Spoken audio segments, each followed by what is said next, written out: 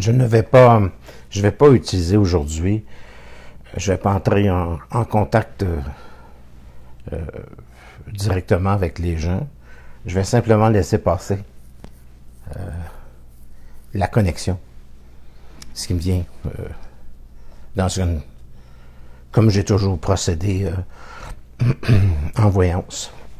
Comment est-ce que l'information se place, comment est-ce qu'elle se positionne dans mon esprit pour être capable que vous puissiez la saisir. Je commence un petit peu plus tôt parce que la connexion est satisfaisante. En tout cas pour moi. À un moment donné, je vais en faire, mais avec vous, j'aurai l'occasion de prendre vos questions. La matière est une organisation fabriquée par une forme d'intelligence. C'est un passage dans l'organisation des plans qui permettent à la vie de s'organiser d'une manière de plus en plus intelligente. Donc, avec le temps, il y a un raffinement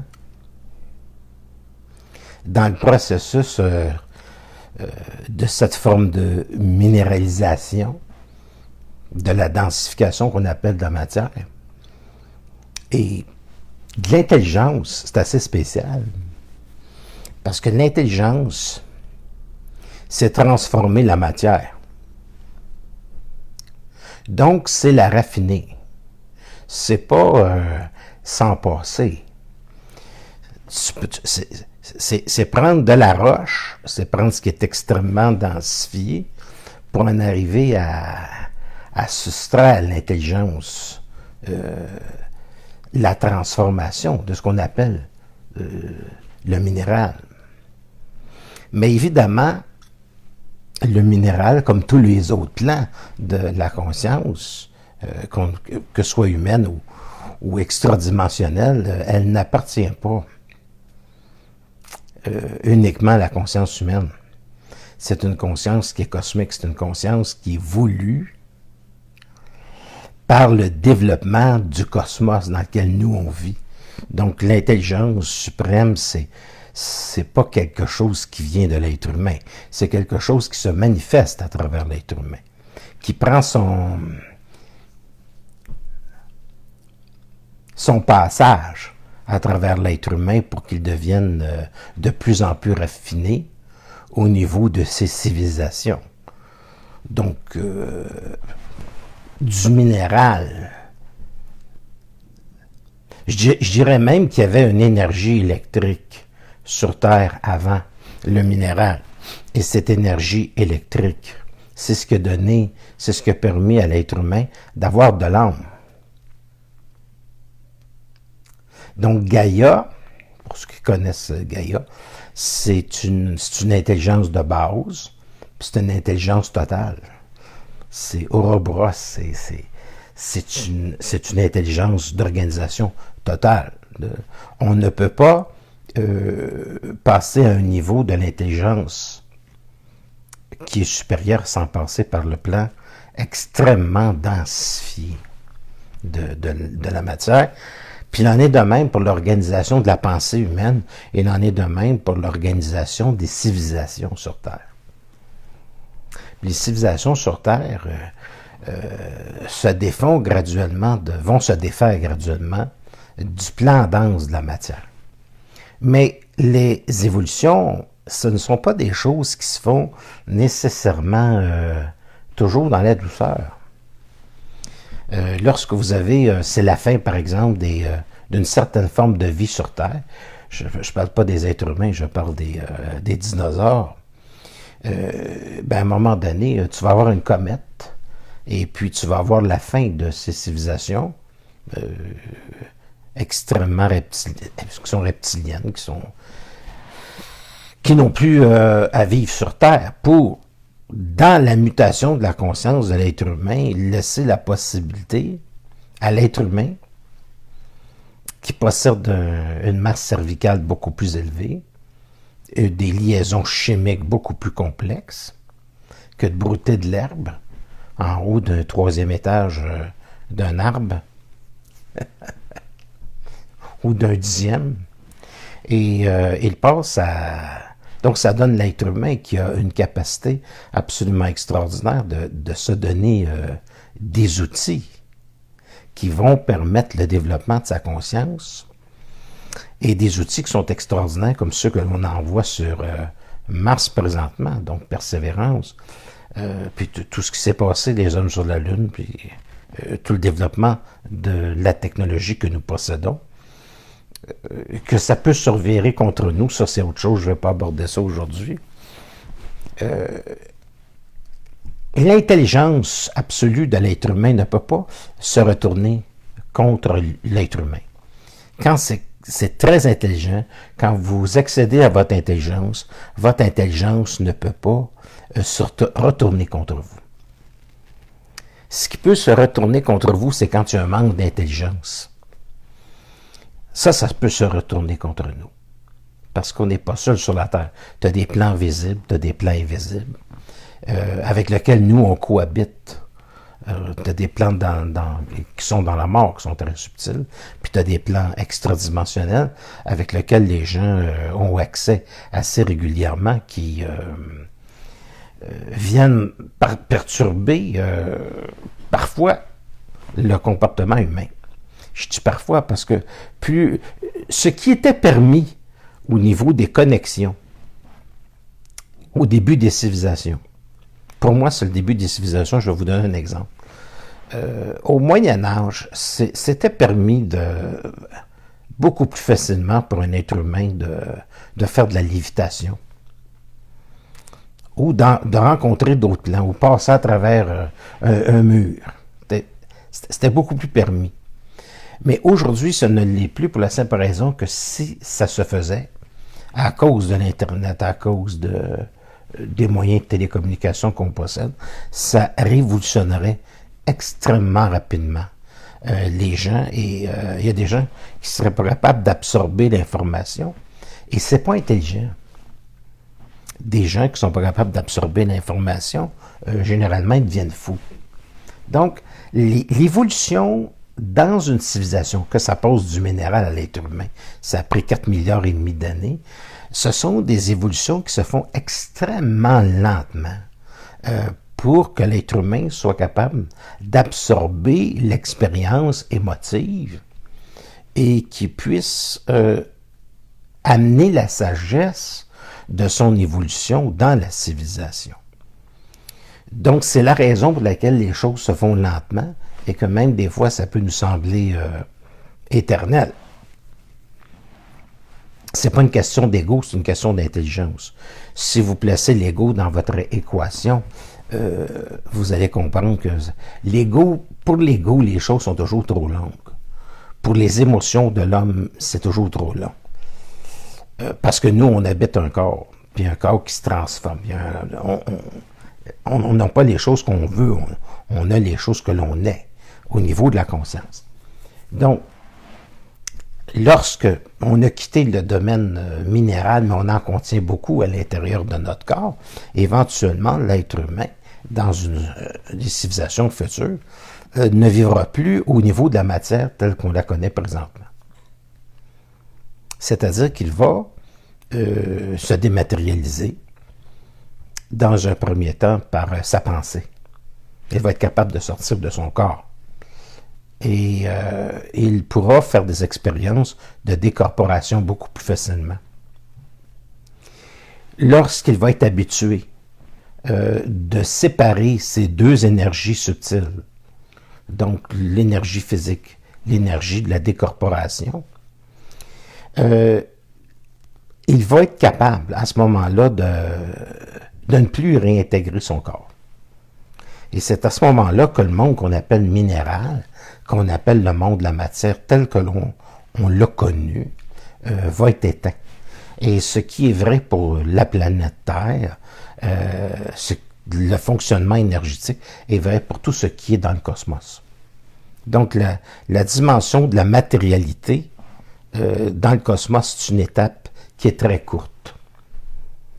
Et ce n'est pas par hasard que que c'est pratiquement impossible, pour ne pas dire que c'est totalement impossible, de communiquer avec des civilisations au plan de la matière, parce que nous, on est arrivés il n'y a pas tellement longtemps dans l'organisation de notre univers. On a 4,5 milliards d'années dans un univers qui en a environ 15. Donc, les civilisations qui ont développé leur intelligence, la matière qui a développé son intelligence, parce que c'est le but de la matière, de se débarrasser ou de rendre subtile sa matière, de ne plus cohabiter au monde de la matière. Elle y habite longtemps, mais pas toujours. C'est pas son but. Donc, elle va passer dans des plans de dimension où l'être humain est dématérialisé et il ne communique plus nécessairement avec des ondes électromagnétiques.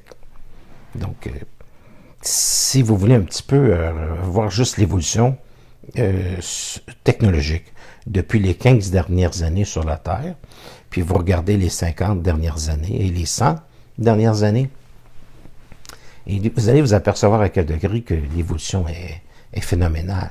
Et présentement, on est dans une évolution de l'esprit, de la connexion psychique. C'est évident qu'il y a sur Terre des individus qui veulent dominer dans le monde de la matière. Sauf que dominer ou pas, l'évolution ne peut pas l'empêcher. Donc, ce qui était valable pour les pharaons qui ont créé les égrégores des pyramides d'Égypte, parce que ça leur permettait de revenir sur Terre dans un corps physique, ce temps-là est révolu.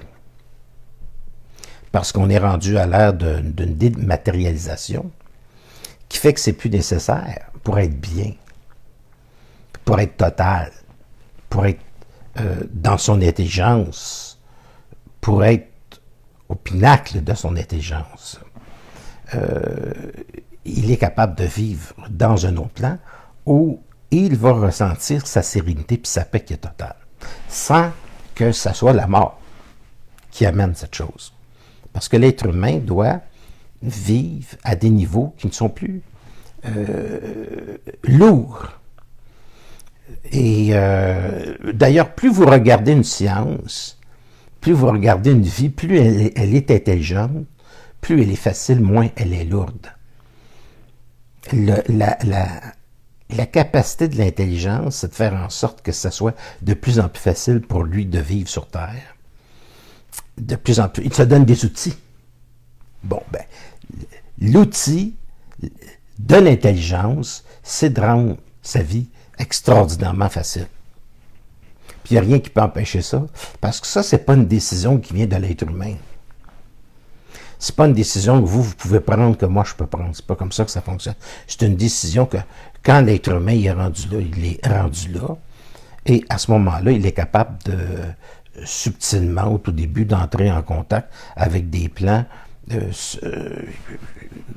d'autres niveaux qui ne font pas partie de la matière, et à un moment donné, ça va amener dans sa vie matérielle non seulement une meilleure compréhension de la réalité globale dans laquelle il vit, mais ça va rendre sa vie plus facile. Et c'est ce qu'on appelait autrefois de la magie. C'est pas de la magie noire, c'est simplement une meilleure compréhension du fonctionnement de l'intelligence au niveau global, au niveau cosmique. Donc, l'intelligence personnelle, c'est une chose. L'intelligence cosmique, c'en est une autre. L'intelligence cosmique, on la laisse passer. C'est pas quelque chose qui est réfléchi.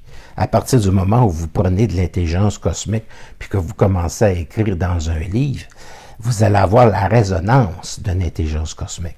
Mais la résonance d'une intelligence cosmique, c'est quand même, ça la réduit à du mental, à de l'intellect, à de la philosophie qu'on a eue depuis des millénaires, puis ça donne rien. On voit que notre monde, pour plusieurs civilisations, est une sorte d'éternel recommencement. Donc, l'être humain fait pour passer à une seconde intelligence.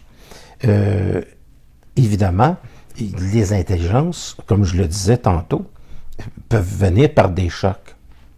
Peuvent venir par des chocs de civilisation, ça peut s'affirmer par des changements sociétals qui viennent briser la mécanicité de son mental. J'ai toujours parlé de tout ce qui brise. Un divorce, ça brise la mécanique d'un mental. Si vous êtes malade, ça brise la mécanique de votre mental. Si vous avez un accident de voiture, ça brise la mécanicité. Donc, tout ce qui brise la mécanique mentale de l'individu, ça permet et ça l'oblige d'aller à l'intérieur de lui pour aller chercher des sources qui vont lui permettre de devenir de plus en plus intelligent. Et intelligent dans le sens où je l'entends, ça veut dire que c'est une intelligence qui est cosmique, qui est toujours beaucoup plus intelligente que celle que les êtres humains ont vécue sur Terre. Ce que je suis en train de dire, c'est que l'intelligence, même si puissante soit-elle, il y a 300 ans, n'est pas exactement la même intelligence qu'aujourd'hui. L'être humain est encore plus intelligent, est encore plus subtil. La preuve, c'est qu'il y a 300 ans, on ne pouvait pas envoyer on ne pouvait pas faire l'expérience de ce que vous voyez à la télévision ou sur Internet, d'envoyer des sondes sur Mars. Donc, on a plus d'outillage. On a plus d'outillage dans le mental. Et on a une connexion psychique avec le cosmos qui permet à ce moment-là d'accéder à une intelligence intuitive. Et une intelligence intuitive, ça permet à l'être humain de savoir ce qu'il a à faire dans le temps sans que son ego ait le temps même de réfléchir. C'est un contact direct. Un contact direct, c'est comme chez Jung. C'est être au bon moment à la bonne place, que lui avait appelé de la synchronicité. Donc, c'est être au bon moment à la bonne place, toujours dans le but d'avoir une vie qui est plus intéressante, d'avoir une vie qui est plus facile. Et il faut comprendre que c'est pas une question de faire confiance à de l'énergie. C'est une question que l'énergie, elle passe, l'être humain n'a pas le choix. Et on ne peut pas rester de la roche. On n'est pas resté de la roche toute notre vie. Bon. La preuve, c'est qu'on est ce qu'on est aujourd'hui. On est devenu des civilisations extraordinaires avec des outils absolument fantastiques. Par contre, les sondes qu'on envoie sur Mars présentement, ils rencontrent des roches. Bon. L'être humain, c'est pas juste une roche. Quoique tous les minéraux de la roche dans son corps, dans le cerveau. On fait tous affaire encore avec ça. C'est pour ça que si vous allez à la pharmacie, vous avez du magnésium, potassium, du fer, etc. Sauf que ça fait partie de sa base pour fonctionner dans un corps physique. Mais on n'est pas un corps physique uniquement. On est un corps physique. La religion catholique l'a séparé. Corps physique, esprit. Et on a fait un dégât avec les croyances religieuses en divisant tout, en cassant tout, en disant ça c'est à gauche, ça c'est à droite, ça c'est en haut, ça c'est en bas. Ce temps-là est terminé parce que dans l'intelligence, il n'y a pas de division. Dans l'intelligence, c'est un absolu. C'est absolument intelligent. Donc, il n'y a pas un dessus, il n'y a pas un dessous, il n'y a pas un côté. C'est un ensemble qui permet à l'être humain de réagencer la matière pour la vivre à un autre niveau, qui n'est plus dense. Donc, ses rêves changent. Un jour, il va dormir d'une manière qui est différente. Un jour, il va rencontrer des plans qui sont différents. D'ailleurs, c'est déjà commencé, cette étape-là, pour une grande partie des humains sur la Terre. Et un jour, il va sortir de son corps, je vous donne les processus, un jour, il va sortir de son corps par des exercices de méditation, puis à un moment donné, il ne va plus réintégrer son corps. À ce moment-là, il va avoir ce qu'on appelle une habitude qui va s'établir, parce qu'il faut habituer les plans entre le corps physique et ces autres plans-là, que vous appelez ça plans de la mort, des plans extradimensionnels, ce que vous voulez. En tout cas, il va être habitué à ces plans-là. Mais ça prend un couloir Puis il faut qu'il soit aisément capable d'aller sur ces plans-là, d'en prendre l'intelligence avec beaucoup de discernement, puis la capacité de revenir dans son corps, la capacité de sortir, de revenir dans son corps. Et il va s'habituer à ça.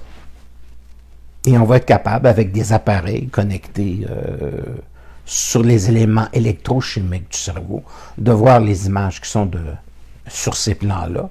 Et c'est là qu'on va développer de plus en plus une science nouvelle, qui va être matérielle, mais qui va nous permettre de comprendre qu'on ne vit pas juste dans un monde matériel.